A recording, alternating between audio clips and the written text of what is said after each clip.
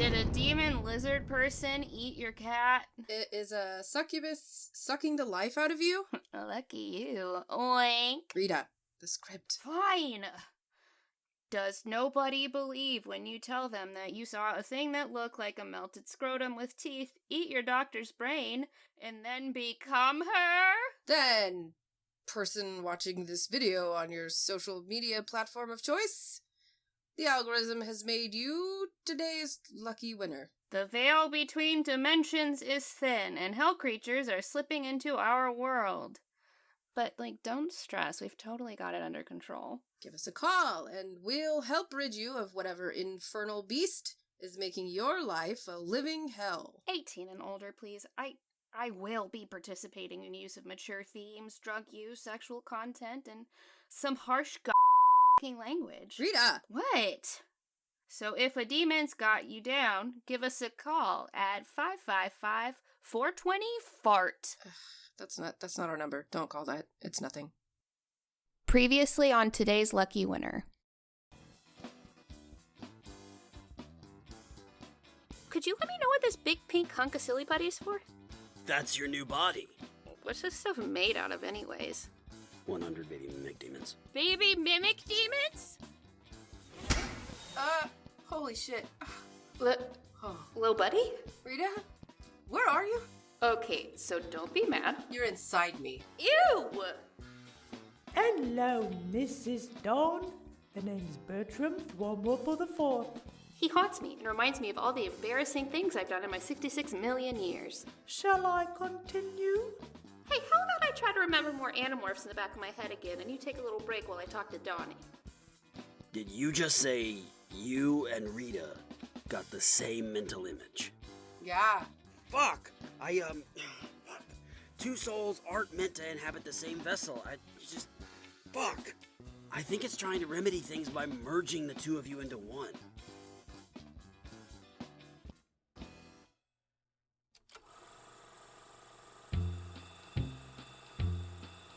A delicious treat that's filled with cream. So much nut, it'll make you scream. When your mouth is bored and you need to play, give yourself a NuttyNut and make your day. NuttyNut, a chocolate bar filled with our signature handmade sweet nut cream. Ask for it by name. Son of that NuttyNut. A delicious treat that's filled with cream. So much nut, it'll make you scream. When your mouth is bored and you need to play, give yourself a NuttyNut and make your day.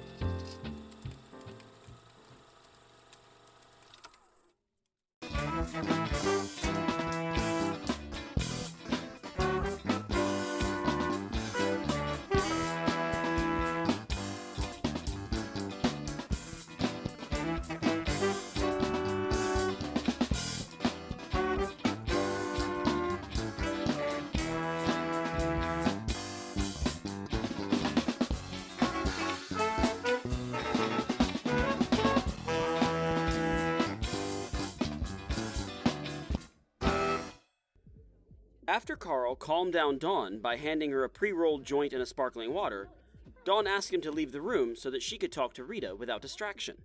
Okay, I think things are quiet enough now. Explain to me why our brains are trying to do a gym fusion dance. But you might tell Sonny. Yeah, I might. I might also do a lot of things. I might go get some food at that really good Ethiopian restaurant down the street. Munchies. But that's not important right now. If we get out of this, we can both go get some Monsieur Watts. Okay. Where do I start? Okay, so back when I thought I was just a Reaper, I always expected to become non-corporeal again at the end of a lucky winter year. I didn't think I had a choice. That was part of why I cheated my way into them so much. I loved having a body. Oh, now that you know you're not really a Reaper, you might get to stay. Yeah, that's what I thought. But I did some sleuthing, and it turns out my body is temporary regardless. If I try to stay longer, I could explode. But Would you survive that? Like, what if we took you way out in the desert or someplace? Or Donnie, my exploding would do a lot more than property damage. Like what? Well, I learned from a reliable source, the old journals of Mary Somerville, who was an artificer. Yeah, you know Mary Somerville? She was an artificer? I met her once at a party in Italy. I barely remember it. My tummy was full of pasta and laudanum. Can I finish telling you what I learned? Yeah, sorry. What did her journals say? If I stayed past your year, my exploding would displace the energy in this dimension so much No. that, yeah, instant apocalypse. I've got demigod energy stored in here, not just Reaper junk. But why didn't you tell us? We could have helped. You had your own stuff to worry about. You are part of my stuff to worry about. Yeah, okay, I get it. I fucked up. I fuck up all the time. I stress you out all the time. I am the worst person to... Stop it. You are adding subtext to what I said. I'm saying that I love you, and I've been worried about my best friend. If something's happening to you, I want to know. 2 brains are better than 1. And if you would have told Sunny 2, you'd have a 3rd super smart brain to help you out too. But now we're just going to be 2 mushy together-y brains. She would leave me. Maybe not. Doesn't seem very fair for you to decide you know what she'd do before you've given her the chance to do anything. I couldn't risk it. I'm already guaranteed to lose you. What would the fucking point be if I had to lose her too? My point is that you don't know that you'd lose her. Okay, I know I shouldn't have lied to you both this whole time, okay? But can I at least provide you with context for why I lied? Go for it. The first time I had a body, I instantly felt like something was off. It's like an itch I couldn't scratch, or like I was hungry, or... well, at least what I imagine it feels like to be hungry. I've spent every lucky winter year trying to feed myself whatever I was missing. I try sex, drugs, literal food, just in case. Sometimes one of those things would fix it, but just for a fleeting moment. But those fleeting moments were so good. They were what made me lie and cheat my way into chaperoning. And you wanted to be able to chase those moments all the time. Yeah, I think I'm pretty solid on why you did it. No, you're not. No, you don't. Just let me finish. Sorry, continue. I went into this year expecting to lose you at the end. It's just how chaperoning goes. I'd fill the year with sex and drugs and more food, and we'd hopefully be on good terms. If you even wanted me to be seen at all, and I'd go back to the DMV when your year was over. I thought I was prepared. That I'd done this before, but nothing prepared me for meeting my best friend. You're unprecedented, little buddy. I never met anyone like you before. The end of your year isn't just me losing a lucky winner. I'm losing the first person that ever loved me. I know I drive you up the fucking wall a lot of the time, but even so, I know you love me. And I love you right back. I do love you. You're the first person who hasn't run away from me the moment I become inconvenient. You like me when I don't even like myself. Well, I mean, to be fair, I can't actually run more than 100 yards away from you. Asshole. You remember in the ice cream truck after we went to the Sanguis building for the first time?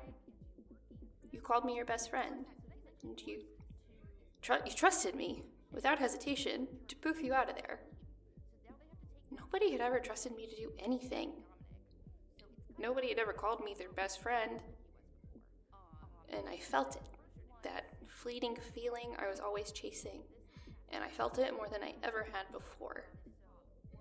And after that, you invited Sunny over to watch a movie. You knew how much I liked her before I did.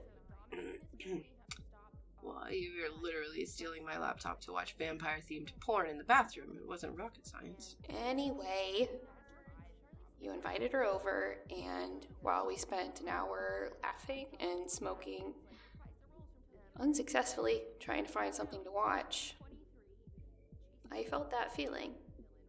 That one I landed myself in hell chasing. Only this time it stayed. You felt happy? Better than happy, I felt loved. You two make me feel loved even when I'm not happy. Having someone really love you when you're used to feeling like you're barely tolerated, that changes you. Your friendship changed me a little, buddy. I can see why it'd be so risky. I never had a friend like you before either. I didn't tell you. I'd heard that prophecy thing about you dying because I was scared. I can see how I'd probably do something similar in your shoes, but you have to tell Sunny. But that's the hardest part. I didn't expect to experience romantic love this year, too. Meeting Sunny, one of my literal soulmates. I can't do anything about you leaving, but I can do something about me leaving. Yeah, because that worked so well. Listen, can I finish before you yell at me about this? Yeah, sorry. I went from having nothing to lose to having two people who really love me. 100 times a day, I'm trying to make myself retain just little details of the both of you. I have 66 million years worth of memories, and it feels like everything before the two of you is just filler. I don't know. I want to remember every time I've pissed you off, only to joke my way into making you laugh. I want to hold on to every second we play video games or even just eat breakfast together in silence. I don't remember that. Remember what? You being silent. You fucking asshole. And Sunny. I've seen a lot of beautiful things in my life, but nothing compares to her face when she's happy. I want to remember each time she's read me a poem from one of her books because it made her feel something. She wants me to feel that too, and I don't remember a single line of poetry, but I can remember how the corners of her mouth curl up when she reads something she really likes. I want to remember everything. Like when we went to the museum, she sat in front of that red noir for 20 minutes and cried.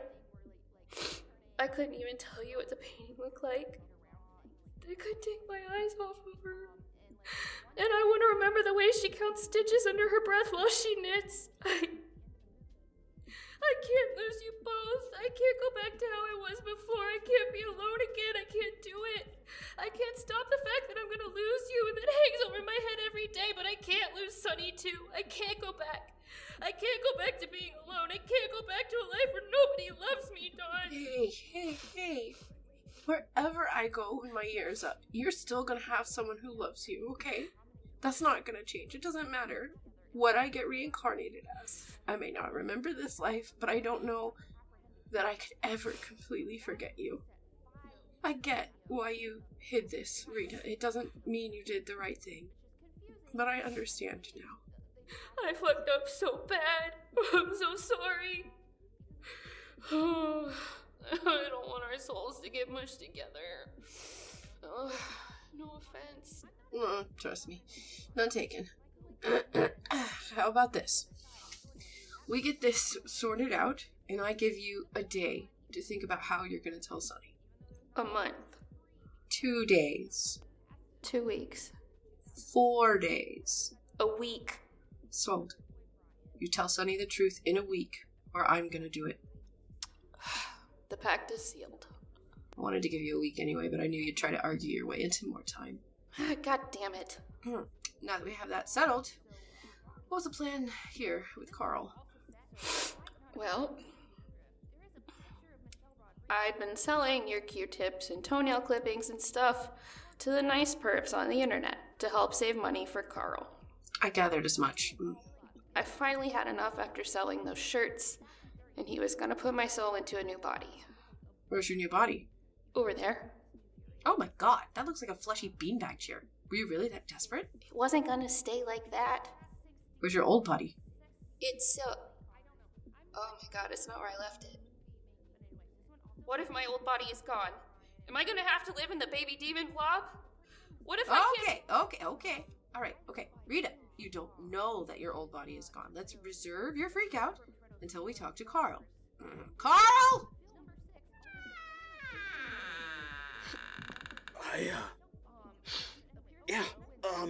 I was just in my office.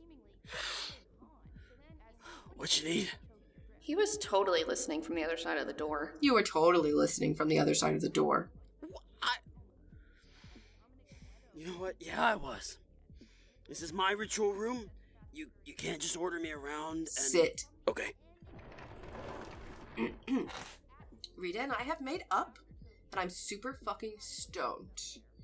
You're going to explain to me how this spell was supposed to work, and we're going to figure out how Rita and I ended up getting transporter accidented. So hi. From there, we can go into... I am enraged. I have finished the second volume of the Furiously Fast Wizards, and I have moved on to the third. Dominic of Toretto is nowhere. You good? Oh, hold on, kiddo. I can explain. Okay, so Tokyo Drift is the third movie in the franchise, but it isn't the third chronologically. So if you can just take Rita has to explain Tokyo Drift to the ghost of a Victorian boy, so he'll stop haunting her brain for a sec. Oh, yeah, we've all been there.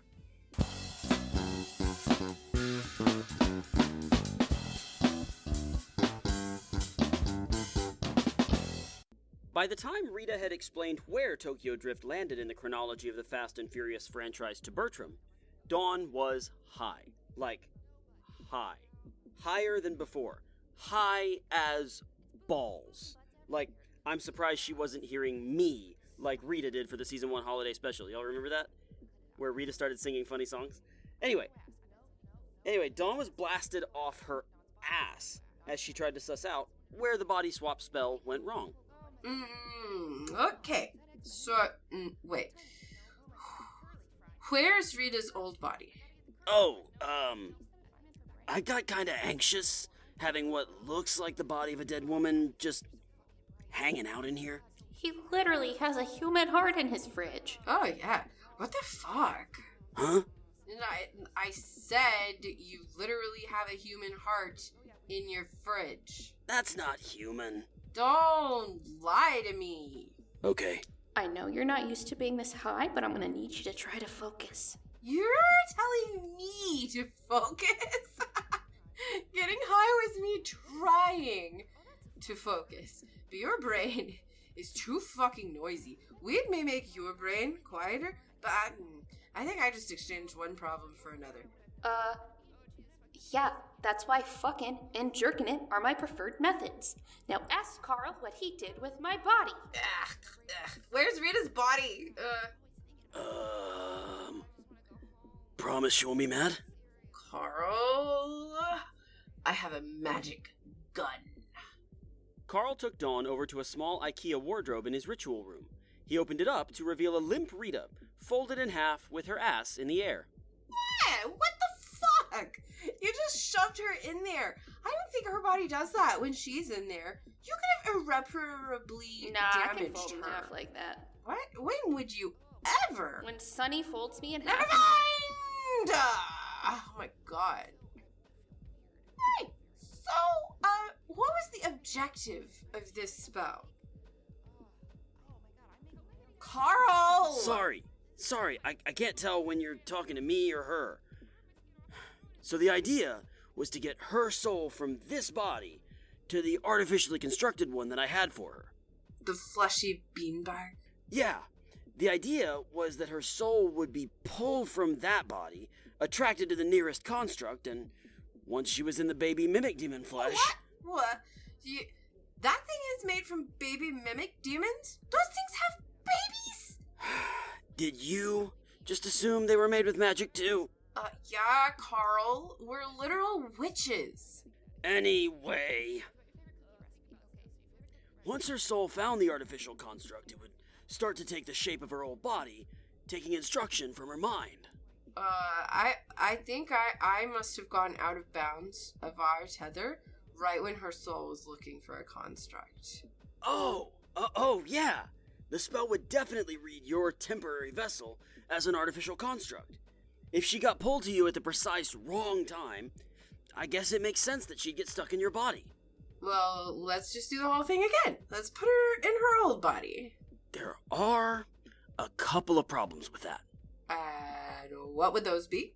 Well, first I had to call upon my patron to get enough juice to do the spell, and I don't have anything to offer her in order for us to get enough power to try it again. And what's the second problem?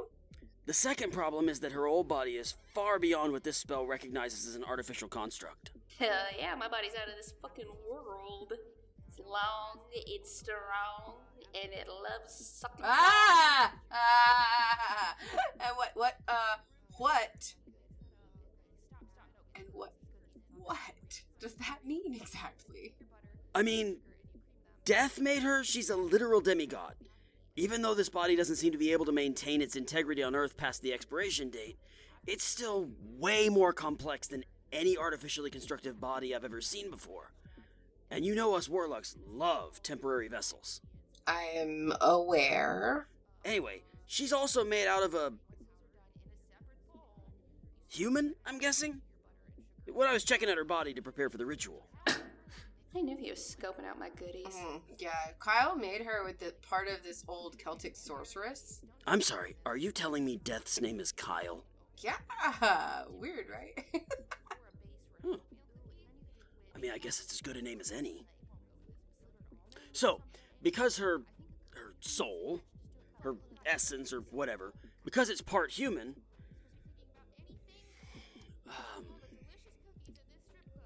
her body isn't artificially constructed. It's a temporary physical manifestation of her, but it's all her. I can separate the soul from this temporary manifestation, but there's nothing artificial about her. That's why she can control what this body looks like. She's the one making it what it is. She's just been given this expiration date on how long she can maintain it in this dimension. Oh, no. What? Getting sentimental about your old bod? I guess. I mean, my knees click whenever I squat down to pick up a keg. Shut up! I'm talking to Rita. Yeah, I may not have much of an ass, but at least my knees don't click, Carl. Rita. Oh, I mean, yeah, I guess I never really appreciated that I made my body what it is. I always focused on the stuff it couldn't do. Piss and shit? What? Yeah, among other things. I don't know. I guess if I could keep myself corporeal for longer, I'd cherish my old bod. It's been good to me. I started out an inky black cloud in a robe, and I just kept making changes till I felt like my outsides matched my insides. May not be perfect, but I love my body. We're gonna figure this out, dude. Don't worry. You'll be yourself again. So the problem is we don't have enough power, right? Oh, me? Okay, yes. Without my patron, I don't have enough juice to do the old spell. And even so, the old spell won't really work. And having another witch still wouldn't be enough power? I don't think so. Whoa. I've got it. Yeah? You got it? I'm gonna call a friend to come help us out. Listen, this is a sacred ritual space. I don't want to invite someone else inside my warlock man cave. Sounds like he's talking about his butthole. It sounds like you're talking about your butthole. You know what I mean. Miss Warlock Rita! would have my head Oh my if God! I let somebody else in. Shut up! Hey, what is I'm it, getting kiddo? a little sick of you I'm yelling at Rowan me. of the Cabbage Wizards. You! They do nothing but Oh, reckless Rita. stunts in the name No. of crime. Bertram! I shall remind close, you I of your guess. failings again. Carl? Hold on. Don and I really Is sharing a need to body causing focus, you brain kid. damage? I can think of something else to entertain you. Remember the time your lucky winner was a camp counselor and you left the trail of NuttyNut wrappers to the woods? And you inadvertently that's taught the right. children about their safety? Rita! Make him shut up! I am trying. I've had to distract him since the Victorian era. It gets hard to find media he likes that I remember well enough to recall to him in the back of my head. And the bear died of lead poisoning from the NuttyNut wrappers. Rita! Did you kill a bear? Hey, I didn't put lead in those wrappers, and I certainly didn't make the bear eat them. You're the one who littered in the woods. What And the is children who happening? saw the bear perish were traumatized for life. One of them becoming a... Aha! Aha! Master Splinter! A kid did not become a giant karate rat. Pardon, Mrs. This Master Splinter is a rat? Okay. How would you like to learn about a giant, sapient rat who knows karate and has 4 adopted sons who are giant turtles named after Renaissance artists? Holy fucking shit.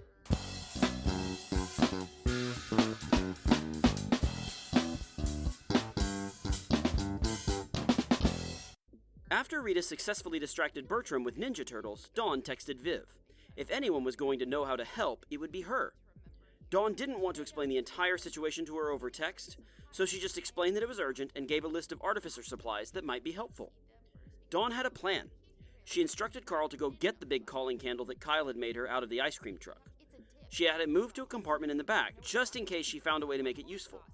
You know, a use beyond tarot card readings from Nostradamus. Sorry it took me so long to get over here. I had to find someone to cover me at the workshop. I grabbed everything you needed. Here's the candle from her truck. Put it on the table. I don't take things handed to me by warlocks. That is so prejudicial. What could I possibly do by handing you a Pretend candle? to drop the candle, leading us to accidentally shake hands, and that handshake would seal some contract on my soul that I never agreed to.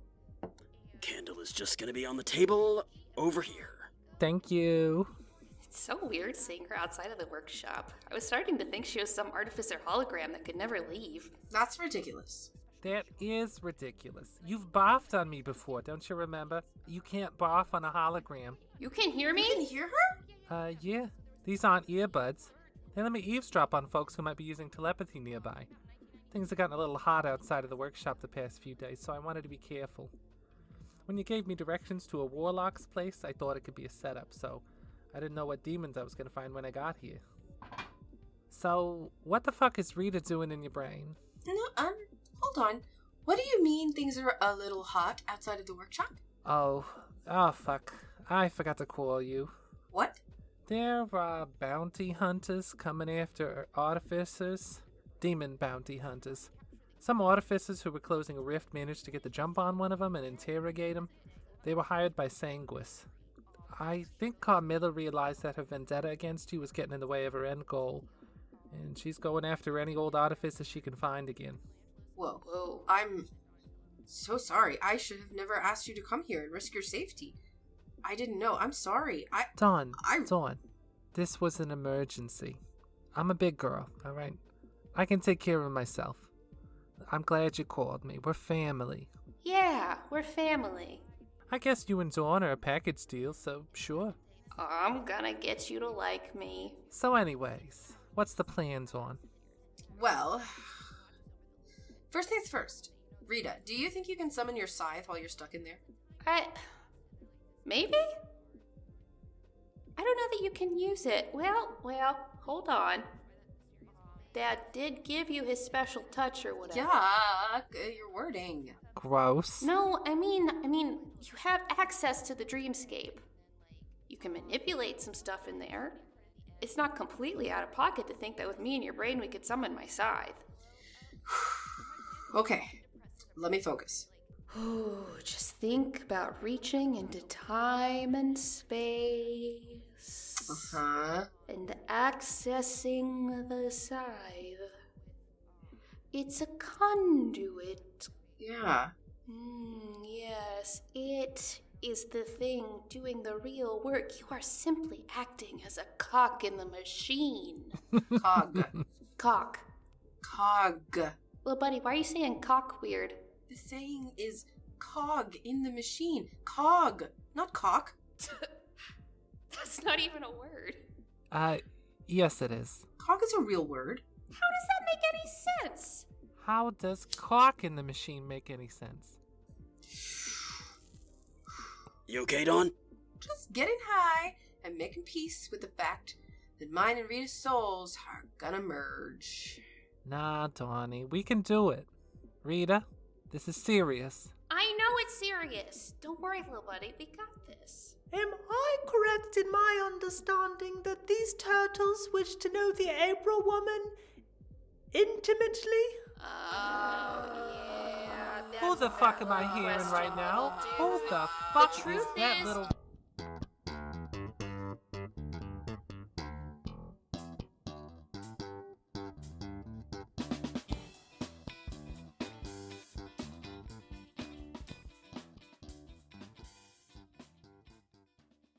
Hey, little buddies. Just some updates for you. The pre-orders for the 30 Squirty shirts have been sent to the screen printer, and we expect those back by March 28th.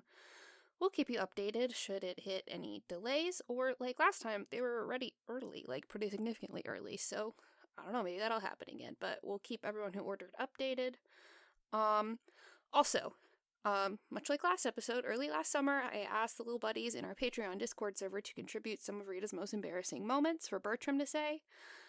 They were just going to be background noise, but again, James's Bertram voice just fucking killed me so much. There were some good jokes, so I just added them to the episode proper. And for this episode, I wanted to thank Taryn Gray, who you all know by now as Keegan, for their contribution of the joke about Rita inadvertently teaching campers about bear safety. So thank you, Taryn. You can check out the episode details for links to Taryn's work and ways to support them. Yeah, so just the regular housekeeping stuff. Check out the episode details to see everyone's social media handles. You can find the show on Twitter, Facebook, and Instagram at the handle @LuckyWinnerShow. If you want to help us out, sharing about the show on social media helps us a ton. We don't pay for advertising, so you all talking about us positively on the internet is how we do our advertising. So that's a great way to help us. And since I haven't bugged y'all about it in a while, if you haven't subscribed to us on your podcatcher of choice, please do. Subscribing helps us get higher in charts and helps us get recommended more to the right people by the algorithms that sort of say, hey, if you like this show, try this show. So, subscribing helps us a lot. And also, if you haven't left a review yet and you feel up to doing that, that would be super cute of you to do. Reviews let folks know what kind of show they're in for, and it helps them decide what to listen to, and that helps us a ton. Also, it's like you're advertising for us all over again. Also, check out the show details for the link to our Buy Me a Coffee and our Patreon. When you support us on Patreon, you can get cool stuff, like access to our Discord server, and a shout out at certain levels, like our friends Randy Lovings, Rachel Rachelson, Sewing Seraph, B. Trossler, Kelly Brennan, Damon Faulkner, Smriti Singh, Lucy, Wyatt Henderson, Helen Clifford, and Todd Van Voris. Yeah, that's all I got for you right now, buddies. We'll be back with a new episode on March 1st. So until next time, try not to die.